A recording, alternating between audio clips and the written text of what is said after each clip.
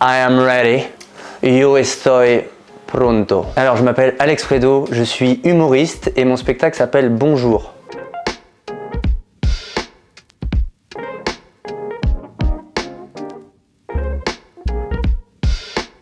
Moi j'étais journaliste à l'époque et je vais interviewer Gad Elmaleh dans les loges de l'Olympia de Montréal. Pendant l'interview, je sais pas pourquoi, j'essaye de le faire rire parce que je me dis que si je le fais rire, je suis le plus drôle. Et je l'ai fait rire, j'ai réussi à le faire rire. Et à un moment donné, il me dit « mais est-ce que tu es humoriste ?» Et je lui dis « oui ». Alors que pas du tout, pas du tout humoriste. Et il me dit « ça dit de faire ma première partie, c'est dans 20 minutes ». Et c'est là que j'aurais dû dire non. Et j'ai dit oui. Et je me suis retrouvé devant 1300 personnes sans sketch. J'ai dit oui un peu mécaniquement, c'était un peu genre bah tu peux pas dire non à ça. J'ai dit oui. En fait je pense que c'était plus de l'insouciance que de l'audace. Parce que vraiment je me suis retrouvé devant 1300 personnes sans sketch, je ne savais pas quoi dire. C'était à base de bonsoir, vous êtes chaud? J'ai pas entendu. Et puis à un moment donné, à force de dire j'ai pas entendu, ben on a fait le tour quoi. Et c'était très gênant. Et d'ailleurs, c'est comme ça que je commence mon spectacle. Avec cette anecdote, je refais exactement ce que j'ai fait sur scène à l'époque, il y a 6 ans, devant le public de Gad Elmaleh. Et parce que c'est un peu comme ça que tout a commencé pour moi. C'est comme ça que je suis devenu humoriste. En faisant les devoirs que Gad m'a donnés finalement. Parce qu'il m'a dit écris un sketch et reviens dans 4 mois. J'allais dans les comédie clubs à Montréal et je leur disais ouais, vous pouvez me faire jouer parce que je fais la première partie de Gad Elmaleh. Tous les humoristes me regardaient vraiment genre mais t'es qui quoi? Who the fuck are you? Mais j'ai appris à devenir drôle et puis ça s'est très bien passé d'ailleurs. 4 mois plus tard, ça s'est super bien passé. J'étais hyper content, hyper fier. Super.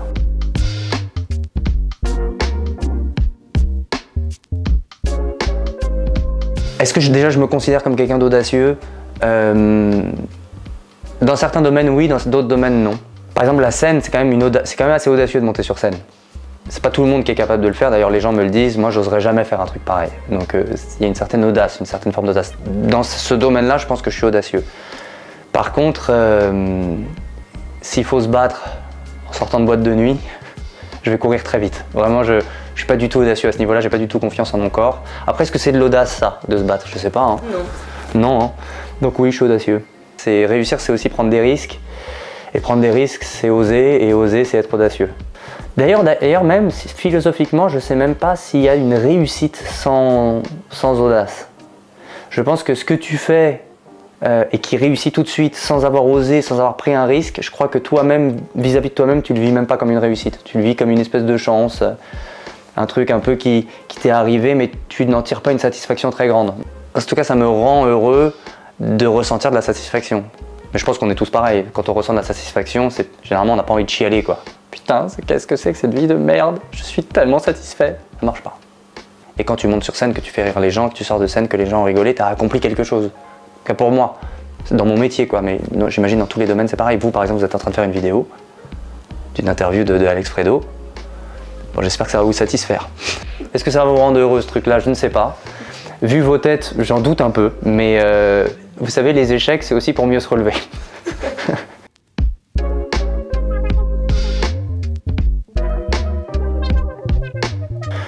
En fait, toute expérience apporte quelque chose. Je ne connais pas une expérience qui a enlevé des choses à un individu. Au contraire, ça apporte. Moi, je sais que le fait de voyager, le fait de découvrir une autre culture, le fait de voir comment les gens vivent différemment, parce que le Québec, c'est quand même un autre état d'esprit. On peut dire ce qu'on veut, là-bas ils parlent français, machin, mais c'est quand même très nord-américain, et c'est quand même très qualité de vie, très respect aussi. Il y a vraiment un vrai respect de certaines valeurs. Il y a une éthique là-bas qui est assez intéressante et ça m'a apporté plein de choses. Alors après, oui, le fait de fuir le cocon familial, pardon, s'il y a des gastro-entérologues qui nous écoutent, écrivez-moi en message privé, ça va pas du tout. La famille, c'est une entité très forte de cadre, de valeurs qu'il faut à un moment donné quitter. On grandit dedans, mais il faut savoir en sortir. C'est fondamental. D'ailleurs, je parle des Walt Disney dans le spectacle. Ce qui m'a fasciné moi dans les Walt Disney, c'est que chaque Walt Disney commence avec la mort des parents. Donc c'est soit un orphelin, soit quelqu'un qui a des parents, les parents meurent. C'est-à-dire qu'il ne peut pas y avoir un début de vie adulte sans que les parents meurent. Métaphoriquement bien sûr, calmez-vous, N'allez pas buter vos parents, vous êtes des malades. Et moi je sais que je me suis construit aussi grâce aux gens que j'ai rencontrés au Canada, parce que je suis parti, j'avais 18 ans, donc j'étais jeune, et qui ont fait ma deuxième éducation, quoi. Et je sais que ça m'a beaucoup apporté. C'est l'important, c'est de s'ouvrir l'esprit, je crois. C'est un peu ça la conséquence. On ne vit pas les mêmes journées que les animaux. On vit quand même une journée où quand on se réveille, on se fait un café, quoi. Tu vois, on se fait un petit café. Les animaux, ils se réveillent, il y a une espèce de panique de qui va me bouffer, quoi. Tout de suite, mais directement, dès le réveil, quoi. D'ailleurs, il y en a qui se réveillent même pas parce qu'ils sont faits, ils sont morts, mangés pendant la nuit. Tu vois un peu comment c'est la vie des animaux? Donc détendez-vous à un moment donné, arrêtez de vous plaindre.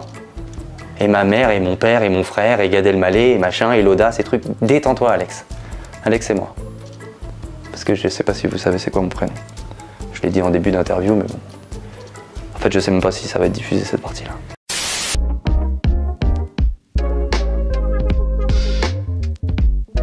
Ah, mais évidemment, mais je suis mort de trouille, moi. Mais surtout les caméras cachées, hein.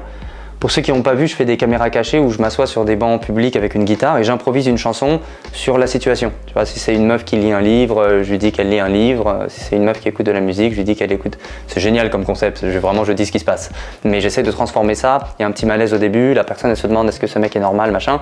Puis j'essaye de transformer ce malaise dans un moment d'un peu de sympathique, quoi.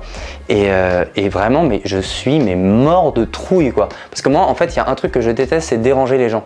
Et j'ai l'impression que j'ai fait le concept le plus à l'antipode de ce que j'aime faire, quoi. Je dérange les gens, en fait. C'est pour ça que j'ai jamais abordé une fille dans la rue, d'ailleurs. J'ai jamais fait ça de toute ma vie. Tu sais, aller voir une fille dans la rue et lui dire ouais, écoute, voilà, je te trouve jolie, est-ce que je sais même pas ce qu'on dit dans ces moments-là, parce que c'est tellement gênant.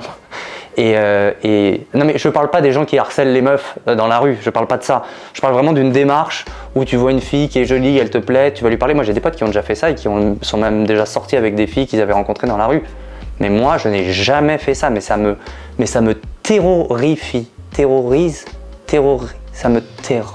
Mes pieds sont dans la terre et il est l'heure, alors la terre. C'est terrible cette blague. En fait c'est même pas une blague, c'est juste de la gênance. Et c'est aussi un peu de ma spécialité. J'adore la gênance, moi. Voilà, je vous le dis, vous likez si vous aimez la gênance, si jamais cette partie-là est diffusée. Parce qu'en fait, on ne sait jamais ce qui est diffusé. Là, vous ne voyez pas, mais il y a 3 meufs derrière moi qui sont un peu en train de rigoler, puis c'est un rire de « on va pas diffuser ». Je n'ai jamais abordé une fille dans la rue et je crois que j'aimerais le faire juste pour confronter cette peur. Mais en même temps, ça fait tellement bizarre de faire ça. C'est tellement chelou, c'est tellement gênant. La fille, en plus, ça se trouve, elle n'a pas envie que tu lui parles et tu vas la déranger. Et en fait, c'est juste, faut pas le faire en fait. Ça se trouve, c'est juste un truc qu'il faut pas faire. Ne le faites pas. Vous pensez que c'est la femme de votre vie. Déjà, c'est bizarre. C'est purement physique là. Hein. Donc si, par le physique, vous décidez que cette meuf, c'est la femme de votre vie, vous êtes un psychopathe. Voilà. Donc n'allez pas lui parler.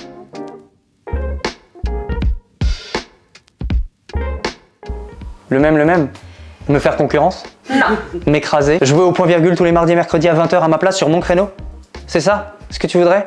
C'est ça, quel conseil? Meurs. En fait, j'ai pas vraiment de conseil, c'est il faut faire, faut le faire. Faut faire, voilà. Si tu veux monter sur scène, monte sur scène. Va dans un open mic, tu vois, dans les comedy clubs, vers 16 h, il y a des trucs où tu peux jouer, n'importe qui peut jouer, faire un 3 minutes. Il faut le faire en fait, il n'y a que le public qui décide. Et je sais que vraiment le seul conseil, c'est l'action. J'en connais beaucoup des gens qui attendent d'être prêts. Ouais, j'attends, j'écris, mais j'attends d'être prêt, machin, ça marche pas. Attendre d'être prêt, tu peux te retrouver à 40 ans sans avoir jamais rien fait. Donc en fait, on n'est jamais prêt. Moi je te le dis, j'étais pas prêt. Quand je suis monté sur scène devant 1300 personnes sans sketch, j'étais, je crois, le moins prêt possible. On peut pas être moins prêt que ça.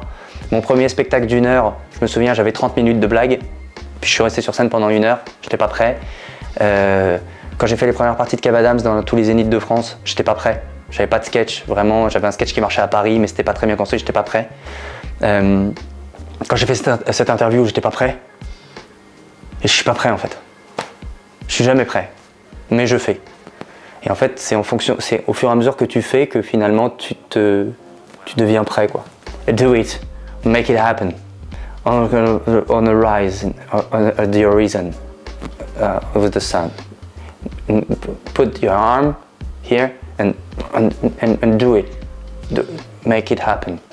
C'était l'interview d'Alex Prédo, une interview qui parle de l'audace, mais aussi très engagée sur pas mal de sujets de société. Mais aussi une interview qui nous a fait du bien, qui nous a divertis, qui nous a fait penser un peu à autre chose, parce qu'en ce moment l'actualité c'est compliqué.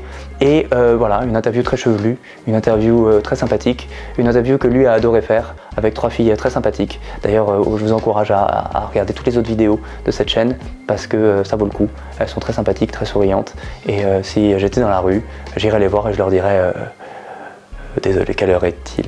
J'ai pas l'heure.